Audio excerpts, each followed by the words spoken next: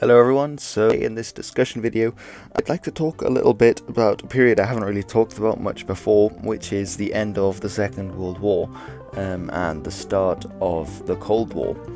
Now, I wanted to talk about this because a friend of mine shared an article about a specific event, and it just got me thinking about sort of the end of the Second World War and how important, troop movements were from the Allied side and the Soviet side to determine the future of Europe, and quite often the lives and deaths of many thousands of people. So at the end of World War II, you've got to imagine you've got the Eastern Front. The Germans are retreating everywhere. So you have at the beginning of the war, you have things like Operation Barbarossa, with the German army, the Wehrmacht, moving into Russia, pushing right the way up to Moscow, where they were defeated in, I think it was 1942, the winter. They were defeated a few miles outside of Moscow. The Russian capital didn't fall. Then, of course, you've got the long siege in the northwest of Russia of Leningrad, which is now St. Petersburg. You also, of course, have the very famous turning point and incredibly bloody battle of Stalingrad, which is now, I think it's now Volgograd in Russia. But then you get the reversal. So after 1943, after I think it's Operation Saturnus or Uranus, it's called. It's essentially where I think it was Georgy Zhukov. He surrounded the German army, which was besieging Stalingrad, and this whole army surrendered inside. And it's at that point sort of that many people will draw the line between when the Germans were advancing and on the offensive to when they went on the defensive with the Soviets pushing after them. Now after that you get the very large tank battle at Kursk, and then you get the Red Army, the Soviet army, moving through Eastern Europe, through Poland, through Czechoslovakia, I think Hungary, Latvia, Lithuania, the Baltic states, and pushing right the way into then obviously Germany as well. And at the same time, from 1944, in June, you also have the Allies landed on the beaches of Normandy, and very famous in D-Day.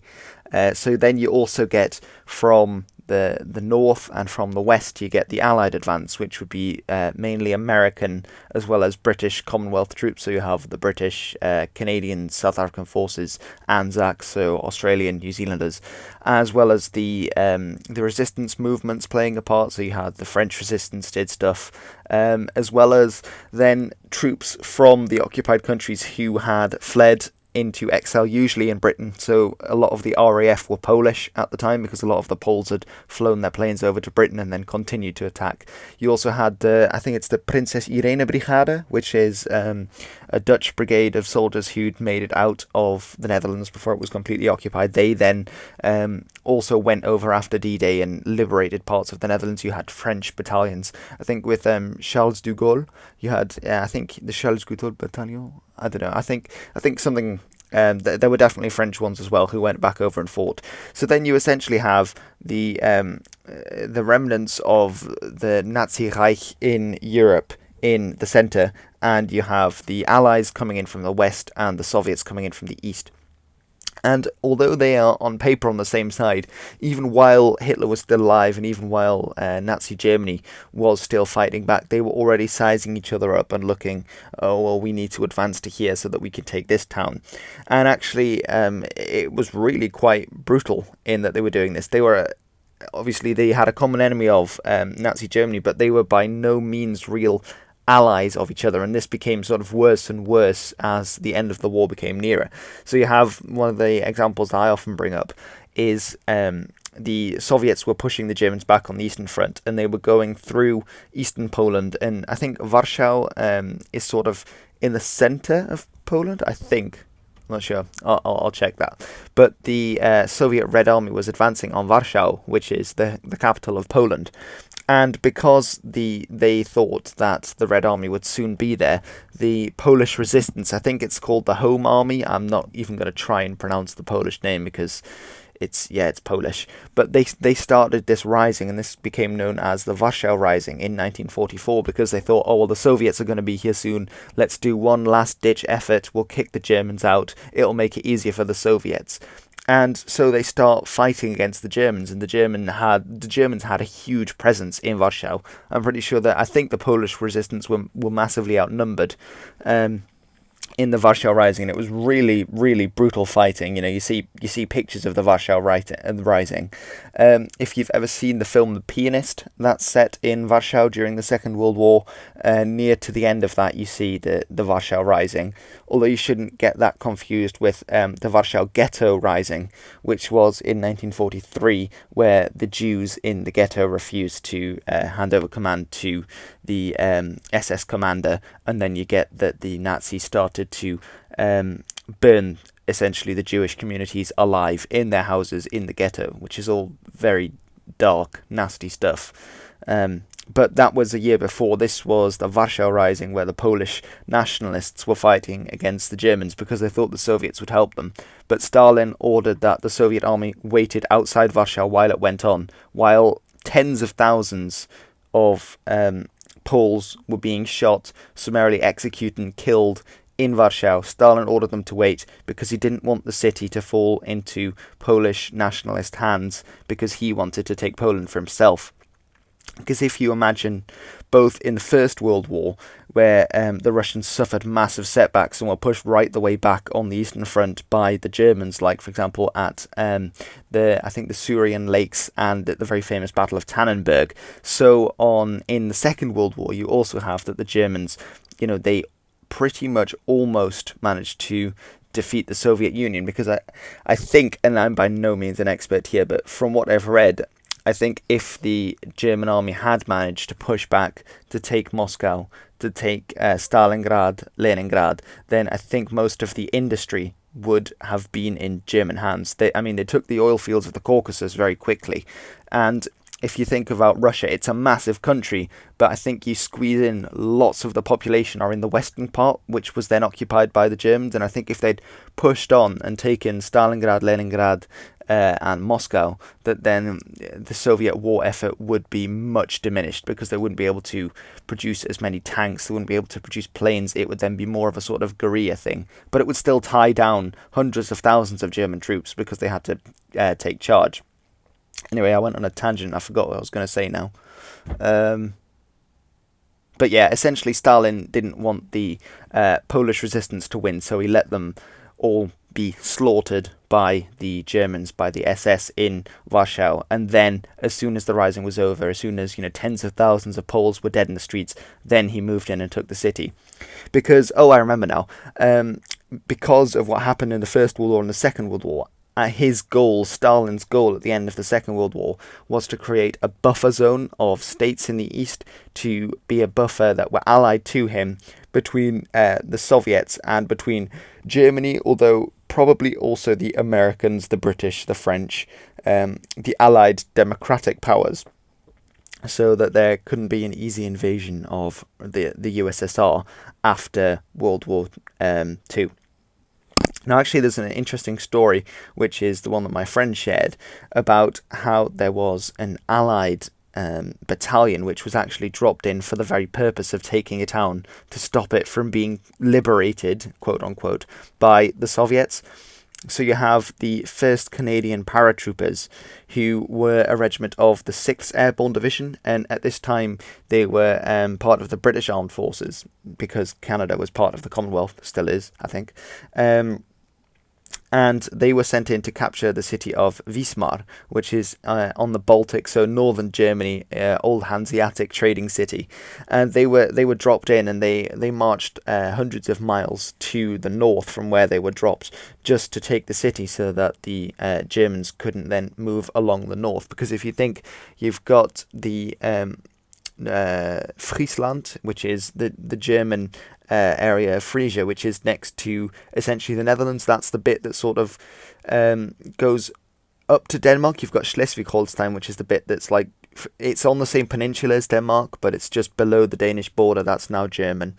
And then you've got that bit which sort of links up along the coast to the Netherlands. You have that German coast, but you've also got the Baltic German coast, which is sort of, if you go up and around Denmark and then round the other side, so in the Baltic, essentially under Sweden, then that's where Wismar is. And the reason the Allies wanted to occupy that was because if they didn't, then the Soviet forces could have captured Wismar and then gone along the top and up into Denmark and potentially occupied Denmark. And we know that the Soviets had really ambitious plans for this, because while they were marching through Eastern Europe, they were setting up secret police forces and setting up Soviet agents and communists. And after the Nazis were defeated, all of the Eastern nations, whether willingly or not, did end up getting communist powers in place. And actually, before the Second World War, you had the Winter War with Finland. So, because if you imagine, Russia actually borders on Norway as well, right at the top somehow, and it has a long border with Finland in the area that I think is called Karelia, and the Soviets tried to invade there, and you'd think, well, the massive Soviet.